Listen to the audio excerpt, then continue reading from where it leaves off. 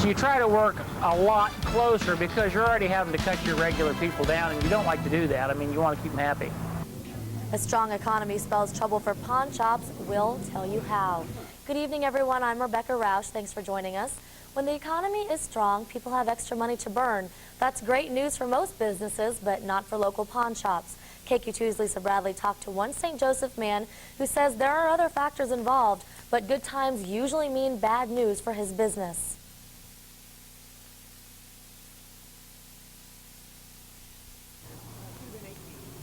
Dennis Kovac runs American Goldmine Pawn on South Belt. He's sold used guns, jewelry, appliances, and other merchandise at cut rates for 18 years. His gold mine has taken a slight turn for the worse lately. It is healthy, but the earnings are down somewhat right now. A lot of people peg it to the fact that there is a good economy. Those people are his competition in the pawnbroking industry.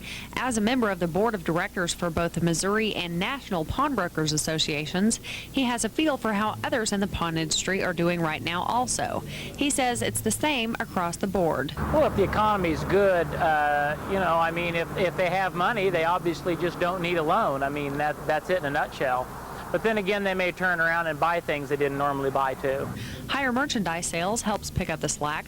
It almost makes up for the fact that pawn shops are lending less money these days. And a lot of times it does. Right now it's not, but it's because we've had so many other things all fall into the situation all at one time.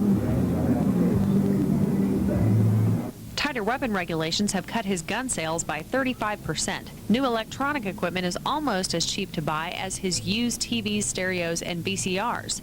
Payday and title loan companies take a bite out of his lending market also.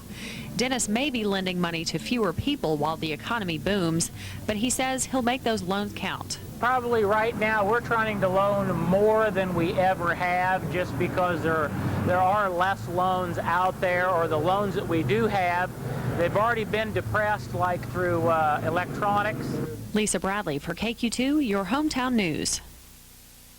Kovac says he will ride out the slump. He's done it before, and he says it could last anywhere from 6 months to 2 years.